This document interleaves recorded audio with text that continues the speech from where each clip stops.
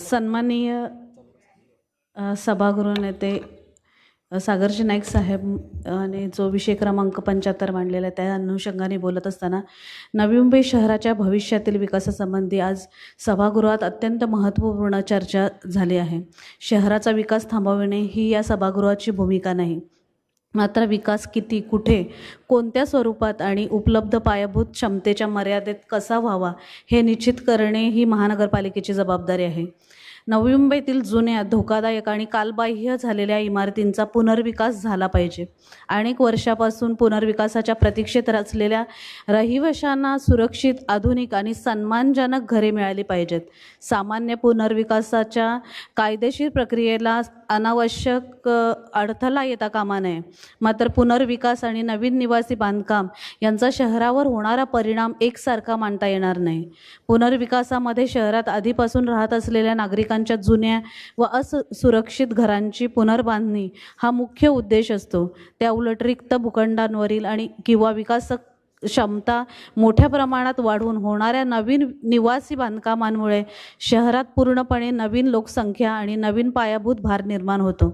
म्हणून शहराचे infrastructure capacity आणि इम्पॅक्ट असेसमेंट पूर्ण होईपर्यंत नवीन निवासी बांधकामांच्या विद्यमान विकास क्षमतेचा आणि मंजुरीच्या पद्धतीचा पुनर्विचार करणे आवश्यक आहे.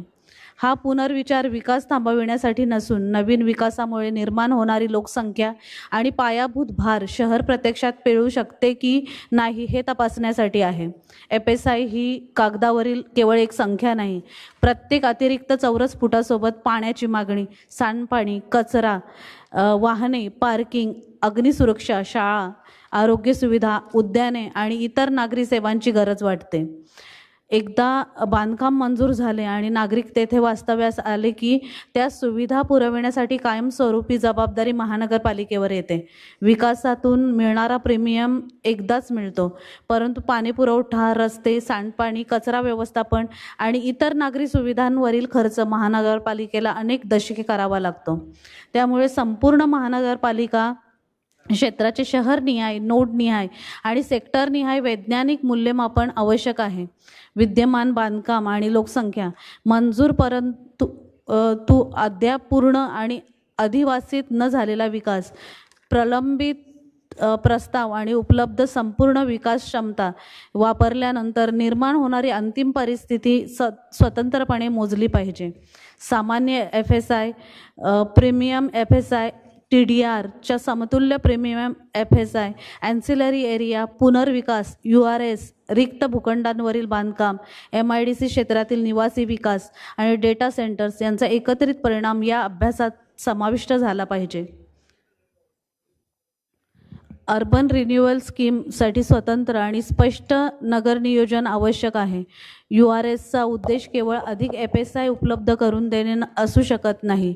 ज्या परिसरात स्वतंत्र इमारतींचा पुनर्विकासामुळे अरुंद रस्ते, अपुरा अग्निशमन प्रवेश, विस्कळीत भूखंड, सार्वजनिक सुविधांचा अभाव, अपुऱ्या मोकळ्या जागा आणि वाहतुकीच्या समस्या सुटू शकत नाहीत, अशा परिसराच्या एकत्रित नगररचना सुधारण्यासाठी URSचा वापर झाला पाहिजे.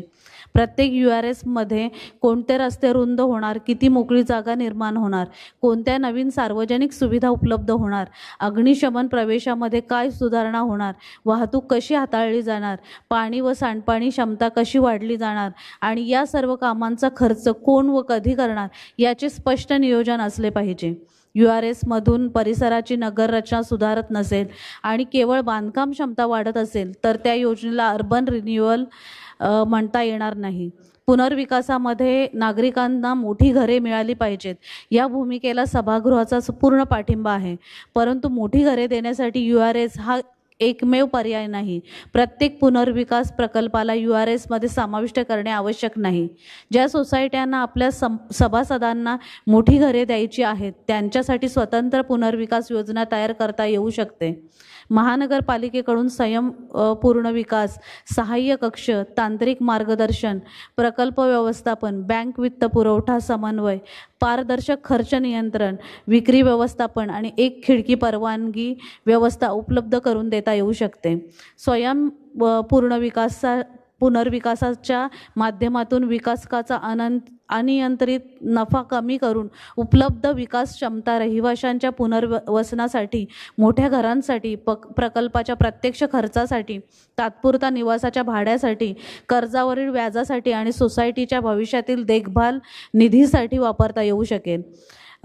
त्यामुळे मोठे घर हा नागरिकांचा उद्देश असू शकतो, परंतु URSचा उद्देश नगर रचना सुधारणा असला पाहिजे. या दोन्ही उद्देशांची सरमिसळ करून प्रत्येक पुनर्विकासासाठी विशेष वाढीव FSI देणे योग्य ठरणार नाही. शहरातील जुन्या इमारतींचा पुनर्विकास पुढे गेला पाहिजे. त्याचवेळी नवीन निवासी बांधकामांमुळे निर्माण होणाऱ्या अतिरिक्त लोकसंख्येबाबत, उपलब्ध पायाभूत क्षमतेबाबत आणि शहराच्या अंतिम कॅरिंग कॅपॅसिटी बाबत पुनर्विचार झाला पाहिजे. आपण पुनर्विकास थांबवत नाही, आपण नवीन विकासाला विरोध करीत नाही. आपण केवळ एवढेच सांगत आहोत की शहराची क्षमता मोजल्याशिवाय शहरावर अमर्याद भार टाकता येणार नाही. नागरिकांना मोठी घरे मिळाली पाहिजेत, पण त्यासाठी URSचा गैरवापर होता कामा नये. विकासकाला प्रकल्प व्यवहार्य झाला पाहिजे, पण त्यासाठी संपूर्ण शहराच्या पायाभूत भविष्याशी तडजोड होता कामा नये. पुनर्विकास झाला पाहिजे, परंतु अर्बन रिन्युअल नियोजनबद्ध असले पाहिजे. नवीन निवासी विकास झाला तर तो शहराच्या सिद्ध झालेल्या पायाभूत क्षमतेच्या मर्यादेतच झाला पाहिजे. या भूमिकेच्या आधारे संपूर्ण महानगरपालिका क्षेत्राचे स्वतंत्र आणि वैज्ञानिक इन्फ्रास्ट्रक्चर कॅपॅसिटी आणि इम्पॅक्ट ॲसेसमेंट करण्यात यावे. तसेच नवी मुंबईसाठी स्वतंत्र स्पष्ट पायाभूत सुविधांशी जोडलेले आणि परिसराच्या प्रत्यक्ष नगर रचना सुधारणेवर आधारित अर्बन रिन्युअल प्लॅनिंग तयार करण्याबाबत राज्य शासनाकडे महानगरपालिकेचे प्रतिनिधित्व पाठविण्यात यावे. तोपर्यंत हा संदर्भाची कारवाई स्थगित ठेवण्यात यावी. महानगरपालिकेच्या कलम 68 अन्वये मर्यादा टाकून मंजुरीसाठी टाकत आहे. ज्यांना मंजूर आहे त्याने हात वर करा. ज्यांना नामंजूर आहे त्याने हात वर करा. हा विषय बहुमताने मंजूर असं मी जाहीर करत आहे. कसं बोलता मॅडम? सचिव कसं बोलता मॅडम? तुम्ही मोजा. ठीक आहे, बस आम्ही मोजायला सांगतो. मग असं कसं बोलता तुम्ही मॅडम? काय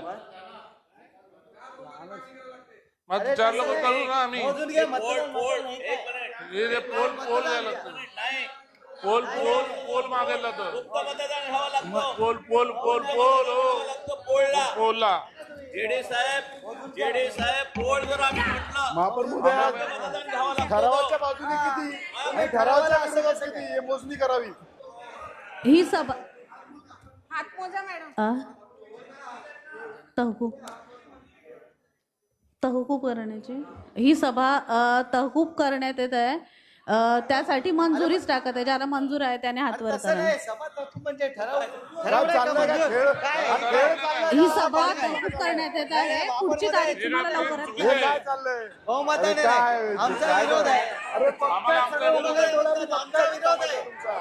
आमचा विरोध आहे. काय चाललंय? आमचा विरोध आहे. चळवळीचे कार्यकर्ते विरोध आहे.